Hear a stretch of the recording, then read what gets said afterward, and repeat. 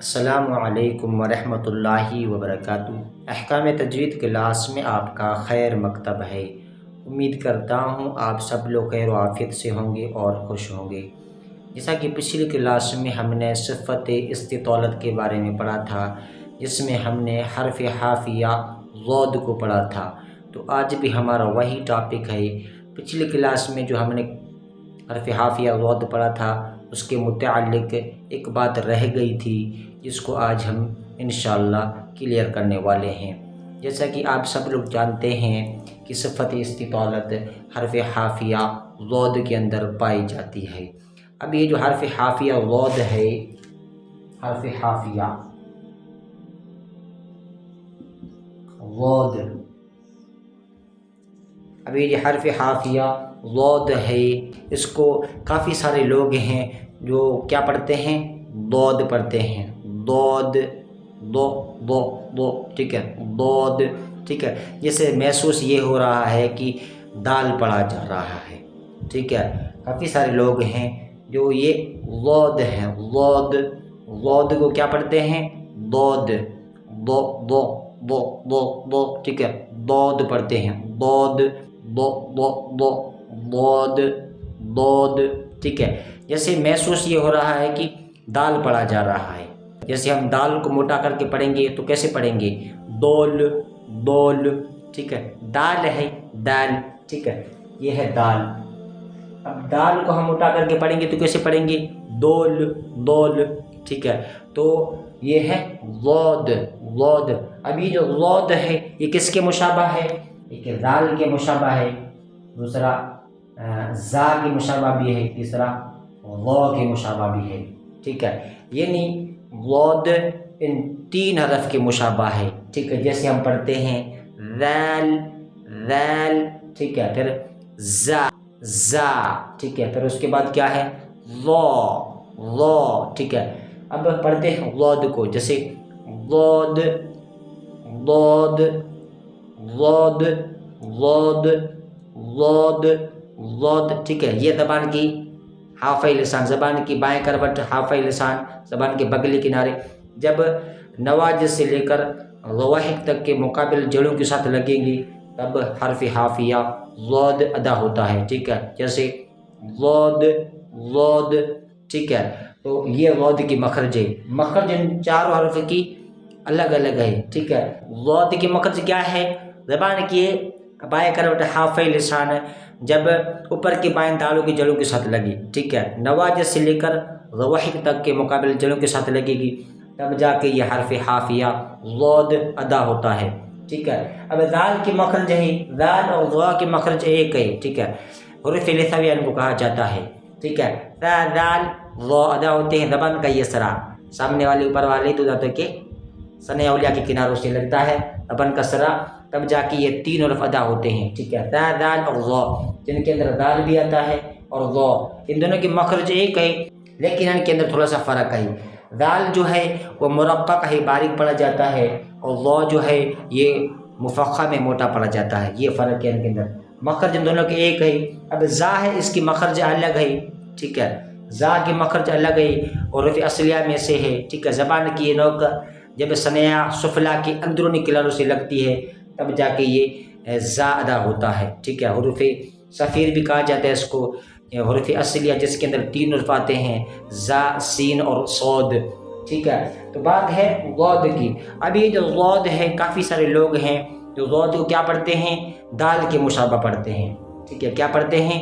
دال کے مشابہ کر کے پڑھتے ہیں، جیسے ضاد، ضاد، ٹھیک ہے۔ جیسے محسوس یہ رہا ہے کہ دال پڑھا جا رہا ہے، ٹھیک ہے۔ کیا پڑھا جا رہا ہے؟ دال پڑھا جا رہا ہے، ٹھیک ہے۔ جیسے ضاد، ضاد، دو دو دو دو دو، دو دو دو دو دو، ضاد، ٹھیک ہے۔ تو دال کو موٹا کر کے پڑھیں گے تو کیسے پڑھیں گے؟ دول، دول، ایسے کر کے پڑھیں گے۔ اب یہ ضاد ہے، ضاد کس کے مشابہ ہے؟ ضاد مشابہ ہے دال کے، زا اور ضا کے مشابہ، ان تین حرف کی یہ ضاد مشابہ ہے، یعنی ان کی آواز ایک دوسرے کے ساتھ ملتی ہے، ان کی آواز ایک دوسرے کے ساتھ ملتی ہے، شکل ان کی مختلف ہیں، شکل ان کی مختلف ہے، آواز ان کی ایک دوسرے کے ساتھ ملتی ہے، ٹھیک ہے، اس لیے ان کو ہم آواز رو بھی کہا جاتا ہے، مشابہ آواز رو بھی کہا جاتا ہے، ٹھیک ہے۔ مخرج بھی ان کی الگ الگ ہیں، ٹھیک ہے۔ ضاد کی مخرج کیا ہے کہ زبان کی حافہ لسان، زبان کی بائیں کروٹ بغلی کنارے جب نواجے سے لے کر ضواحک تک کے مقابل جڑوں کے ساتھ لگیں گی تب جا کے حرف حافیہ ضاد ادا ہوتا ہے، ٹھیک ہے۔ اب اس میں کیا ہوتا ہے کہ یہ جو زبان کا صلہ ہے، یہ رأسی لسان جیسے ہم کہتے ہیں، یہ ثناء اولیہ کی جڑوں کے ساتھ لگ جاتا ہے، ٹھیک ہے۔ اب صفت استطالت ہے، ضاد کے اندر کیا ہے؟ صفت استطالت ہے۔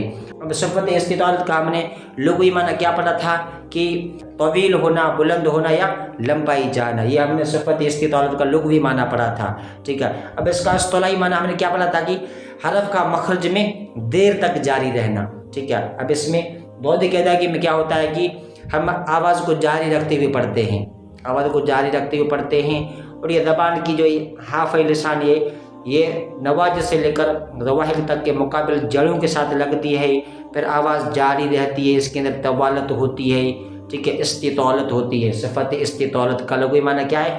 طویل ہونا، بلند ہونا، لمبائی چاہنا، ٹھیک ہے۔ تو اس کے اندر کیا ہوتا ہے کہ طوالت ہوتی ہے، لمبائی ہوتی ہے، بلندی ہوتی ہے، ٹھیک ہے۔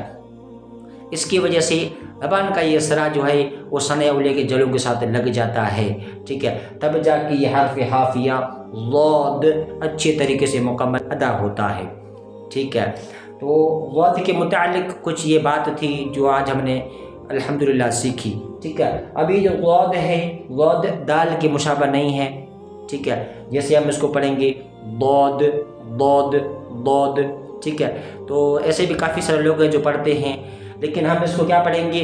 ضاد ضاد پڑھیں گے، ٹھیک ہے، کیونکہ ضاد جو ہے یہ دال کے مشابہ ہے، زا کے اور ضا کے مشابہ ہے، ان کی آواز ایک دوسرے کے ساتھ ملتی ہے، ٹھیک ہے، اسی لیے ہم اس کو ضاد پڑھیں گے۔ اب ضاد ہے یہ مفخم ہے، موٹا پڑھا جاتا ہے، جس کے اندر تفخیم پائی جاتی ہے، ٹھیک ہے۔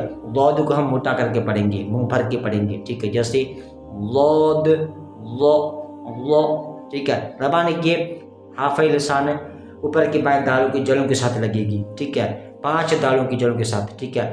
نواجز کی 1 داڑ، پھر ٹھیک ہے طواحن کی 3 داڑیں جو ایک ساتھ ہیں، پھر ضواحک کی 1 داڑ، یہ ہنسنے والی داڑ، ٹھیک ہے، جیسے ضاد ضا ضا ضا، ٹھیک ہے، ضا غی ضو، ٹھیک ہے، ضا غی ضو ضا غی ضو، ضاد ضاد ضاد، ٹھیک ہے۔ تو یہ ضاد کی ادائیگی ہے۔